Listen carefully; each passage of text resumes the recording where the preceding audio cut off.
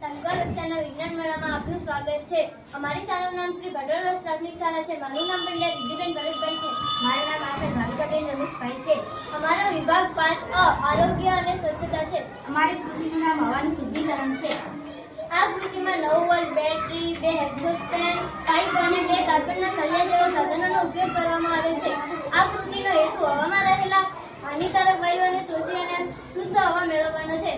પ્રક્રિયા હવાનું પ્રદૂષણ એ હાલની મોટી સમસ્યા છે। રસ્તા પરથી જ્યારે વાહનો પસાર થાય છે ત્યારે તેમાંથી ધુમાડો નીકળે છે। આ ધુમાડો હવાનું પ્રદૂષણ ફેલાવે છે। ધુમાડામાં carbon dioxide, carbon monoxide, sulphur dioxide જેવા હાનિકારક તત્વો હોય છે, જે શ્વાસ દ્વારા આપણા શરીરમાં જાય છે અને આપણને સ્વાસ્થ્ય સંબંધિત રોગ થાય છે, જેવા કે દમ, દમા, આંખો વળે, ગળામાં બળતરા થાય। ભારતમાં 2070 સુધીમાં 0 કાર્બનનું ઉત્સર્જનનું ટાર્ગેટ નક્કી કરેલ છે।